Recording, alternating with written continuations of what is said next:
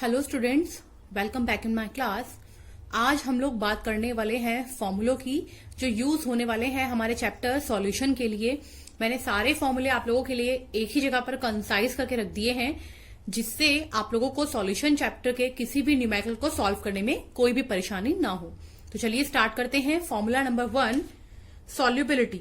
अगर हम लोग बात करते हैं सॉल्युबिलिटी की, तो सॉल्युबिलिटी के लिए फॉर्मूला होता है mass of the solute in grams divide by mass of solvent in grams multiply by 100। Next हम लोग बात करते हैं मास परसेंटेज की, जो हम लोग को क्वेश्चंस में W अपॉन W की फॉर्म में दिया जाता है। तो यहां आपने ध्यान रखना है W अपॉन W का मतलब है mass of solute divide by mass of solution multiply by 100। Next हम लोग बात कर लेते हैं मास वॉल्यूम परसेंटेज। इसको हम लोग डिनोट करते हैं क्वेश्चंस में W अपॉन V की फॉर्म में, जहां पर फॉर्मूला होता है mass of solute divide by volume of solution multiply by 100। Next हम लोग बात करते हैं volume percentage V by V, जिसका फॉर्मूला होता है volume of solute divide by volume of solution multiply by 100। Next है हमारे पास मोल परसेंटेज का formula. Mole percentage is equal to होता है मोल फ्रैक्शन। मोल फ्रैक्शन को हम लोगों ने सॉल्व कर दिया है मल्टीप्लाई बाय 100। तो मोल फ्रैक्शन दो पार्ट्स के लिए निकलता है। Number 1 solvent and solute. हम लोगों ने यहाँ सॉल्वेंट को डिनोट किया है A से, सॉल्यूट को डिनोट किया है B से। अगर हम लोग बात करते हैं मोल फ्रैक्शन सॉल्वेंट के लिए, तो मोल फ्रैक्शन को डिनोट करेंगे X से, सॉल्वेंट को क्योंकि हम लोगों ने डिनोट किया है A से, फॉर्मूला बनेगा XA is equal to Na upon Na plus NB। अगर हम लोग बात करते हैं सॉल्यूट की, जिसको डिनोट किया है B से, तो फॉर्मूला बनेगा XB is equal to NB upon Na plus NB। ये फॉर्मूले हो गए हैं हमारे एक पार्ट के कंप्लीट। नेक्स्ट हम लोग बात करते हैं ppm, पार्ट्स पर मिलियन। अगर हम लोग बात करते हैं इस फॉर्मूले की, तो इसको हम लोग यूज करते हैं mass of solute divide by mass of solution multiply by 10 to the power 6। अगर हम लोग ध्यान से देखेंगे तो mass of solute divide by mass of solution हम लोगों को सॉल्युबिलिटी से रिलेटेड मिलेगा। तो हम लोग लिख सकते हैं कि ppm is equal to mass percentage. दो हम लोगों ने मास परसेंटेज यहां निकाली है या फिर यहां पर निकाली है, उसको हम लोगों ने डायरेक्टली यहां पर पुट कर दिया है multiply by 10 to the power 4। क्योंकि हम लोगों ने 100 यहां ऑलरेडी यूज कर लिया था, तो 10 टू द पावर 6 में से 200 को हम लोग रिलीज कर देते हैं, 10 टू द पावर 4 बन जाएगा। मतलब ppm is equal to mass percentage into 10 to the power 4 भी इसका फॉर्मूला हो सकता है। नेक्स्ट हम लोग बात कर लेते हैं स्ट्रेंथ की। स्ट्रेंथ का फॉर्मूला होता है वेट ऑफ सॉल्यूट ग्राम्स में लेंगे divide by volume of solution ml में लेंगे मल्टीप्लाई बाय 1000। अगर हम लोग बात करते हैं स्ट्रेंथ की यूनिट की, यूनिट होता है ग्राम पर लीटर। नेक्स्ट हम लोग बात कर लेते हैं मोलैरिटी की, जो हमारे प्रैक्टिकल के लिए भी बहुत इंपॉर्टेंट टॉपिक है। मोलैरिटी का फॉर्मूला होता है number of moles of solute divide by volume of solution. यहां पर वॉल्यूम ऑफ सॉल्यूशन हम लोग लीटर में लेके चलेंगे तो मल्टीप्लाई बाय 1000 नहीं लिखेंगे। अगर ये मिलीलीटर में लेके चलेंगे तो मल्टीप्लाई बाय 1000 लिखना पड़ेगा। फॉर्मूला हो सकता है कैपिटल M, मोलैरिटी का सिंबल है capital M is equal to given weight divide by molar mass multiply by V into 1000। यहां पर हम लोगों ने नंबर ऑफ मोल्स को ओपन करके लिख दिया है W upon M into volume, अगर ml में है तो मल्टीप्लाई बाय 1000 लिख देंगे। यूनिट की बात करते हैं, यूनिट होती है मोल पर लीटर। नेक्स्ट हम लोग बात कर लेते हैं मोलैरिटी की। जैसे हम लोगों ने मोलैरिटी को कैपिटल M से डिनोट किया है, मोलैरिटी को हम लोग डिनोट करते हैं स्मॉल m से। Small m is equal to होता है number of moles of solute divide by weight of the solution. यहां वेट ऑफ सॉल्यूशन को हम लोग केजी में अगर लिख के चलते हैं मल्टीप्लाई बाय 1000 नहीं लगाना पड़ेगा। अगर हम लोगों को यहां पर ग्राम में लिखना है वेट, तो यहां पर मल्टीप्लाई बाय 1000 करना पड़ेगा। यूनिट की बात करते हैं, यूनिट होती है इसकी मोल पर केजी। तो ये बात की हम लोगों ने एक पार्ट की। नेक्स्ट बात कर लेते हैं हम लोग नॉर्मेलिटी की, डिनोट करते हैं कैपिटल N से। फॉर्मूला होता है number of gram equivalent of solute. हम लोगों ने मोलैरिटी के फॉर्मूले में सिर्फ नंबर ऑफ मोल्स लिए थे, यहां नंबर ऑफ ग्राम इक्विवेलेंट हम लोग लेके चलते हैं divide by volume of the solution litre में। अगर वॉल्यूम लीटर में लिया है मल्टीप्लाई बाय 1000 नहीं लिखना पड़ेगा। अगर हम लोगों ने इसको मिलीलीटर में लिया है तो मल्टीप्लाई बाय 1000 लिखना पड़ेगा। अगर हम लोग बात करते हैं नॉर्मेलिटी के एक फॉर्मूले की, तो नॉर्मेलिटी का एक फॉर्मूला और हो सकता है स्ट्रेंथ इन ग्राम पर litre divide by equivalent mass of solute. जो भी इक्विवेलेंट मास हमारा सॉल्यूट का गिवन होगा उसको रखेंगे नीचे, जो स्ट्रेंथ दी है ग्राम पर लीटर में उसको रखेंगे ऊपर। और यहां से फॉर्मूला निकाल लेंगे नॉर्मेलिटी के लिए। यूनिट की बात करते हैं, यूनिट होता है इक्विवेलेंट मोल्स पर लीटर। ये यूनिट हो जाएगी हमारी, यूनिट हो जाएगी इक्विवेलेंट मोल पर लीटर। अब हम लोग बात कर लेते हैं कुछ स्पेशल केस की जो यूज होते हैं मोलैरिटी एंड नॉर्मेलिटी में। पहले बात कर लेते हैं मोलैरिटी के लिए।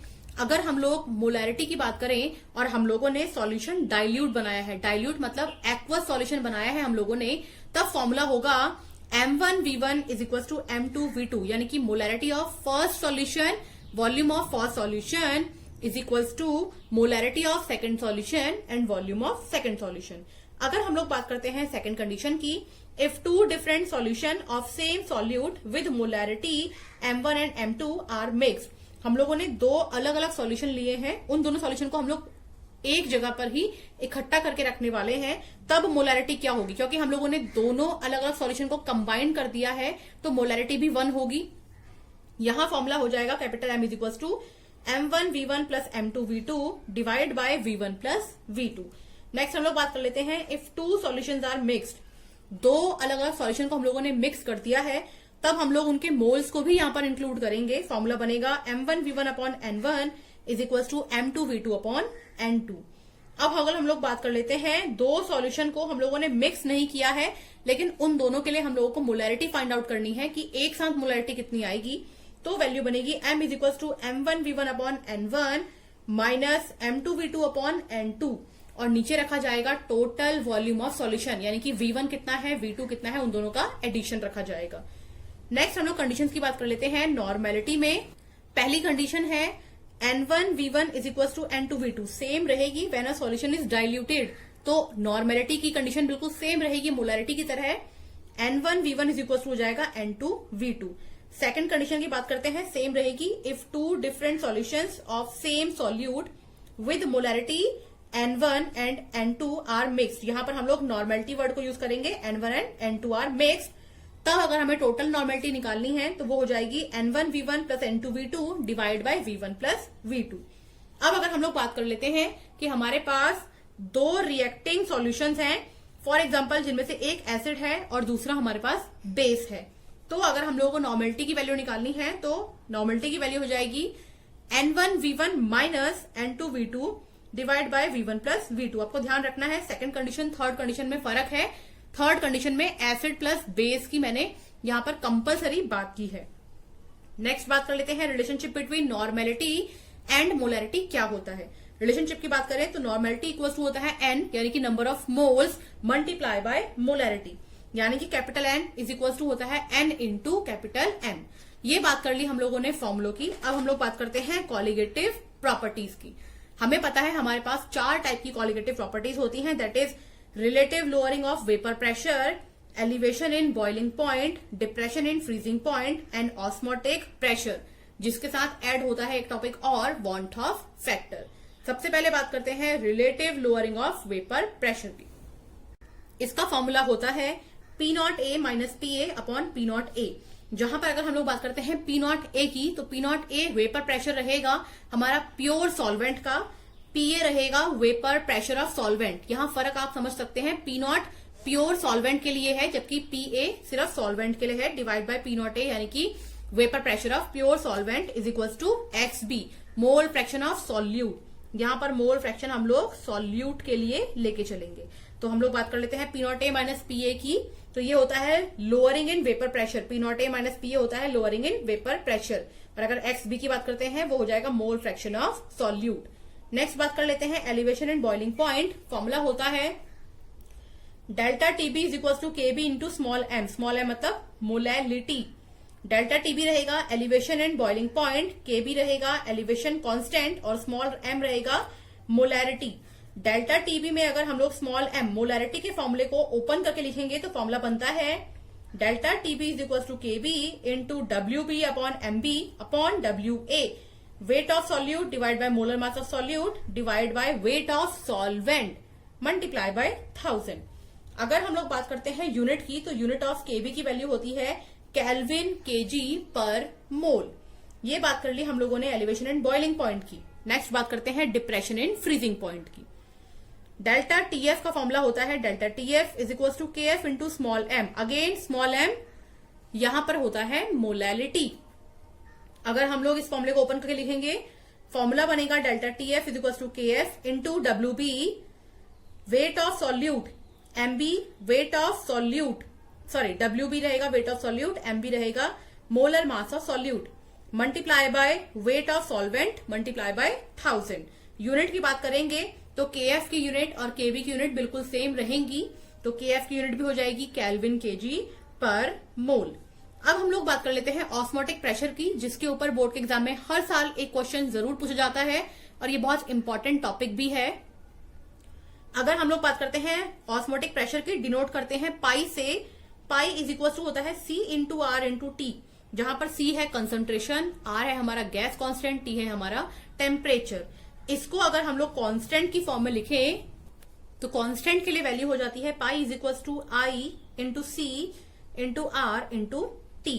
यहां पर अगर हम लोग बात करते हैं कंसंट्रेशन की, हम लोग कंसंट्रेशन को लिख सकते हैं एन अपॉन वी, तो फॉर्मूला बन जाएगा pi is equal to C upon V into R into T.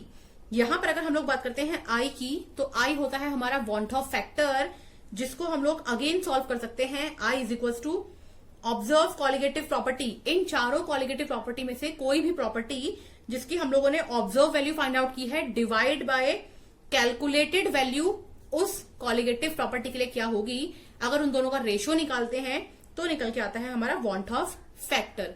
Want of factor से जुड़े हुए हैं हमारे दो टॉपिक और, that is association and dissociation. यहां पर हम लोग कंसंट्रेशन को लेके चलते हैं अल्फा। तो अगर बात करते हैं डिसोसिएशन की, तो डिसोसिएशन के लिए फॉर्मूला बनता है alpha is equal to i minus 1 upon n minus का 1, जहां पर एन रहेंगे हमारे number of transfer of electron की हम लोगों ने डिसोसिएशन में कितने नंबर ऑफ इलेक्ट्रॉन को ट्रांसफर किया है, यानी कि डिसोसिएशन होने के बाद कितने आयंस हमारे बन रहे हैं, उसको हम लोग एन से डिनोट करते हैं। और आई अगेन पता है आप लोगों को वॉन्ट ऑफ फैक्टर है, अल्फा हमारा कंसंट्रेशन फैक्टर है। नेक्स्ट हम लोग बात करते हैं एसोसिएशन की, तो वहां फॉर्मूला हो जाता है alpha is equal to 1 minus i multiply by n. N मैंने आप लोगों को यहां पर एक्सप्लेन किया है, number of transfer of electron after dissociation, कितने आयंस टूटे हैं उनका समेशन जो है वो यहां पर एन की वैल्यू हो जाएगी डिवाइड बाय एन माइनस। तो ये बात कर ली है हम लोगों ने हमारा लास्ट टॉपिक कॉलिगेटिव प्रॉपर्टी की। नेक्स्ट वीडियो में हम लोग इन फॉर्मूलों के रिगार्डिंग क्वेश्चंस को सॉल्व करके देखेंगे। आज के लिए इतना ही। आई होप आप लोगों के लिए ये फॉर्मूला वीडियो हेल्पफुल रहेगी। अगर आप लोगों के कुछ क्वेश्चंस हैं तो प्लीज उन्हें कमेंट सेक्शन में लिख दीजिएगा, मैं उनको रिप्लाई करूंगी। आज के लिए इतना ही, थैंक यू।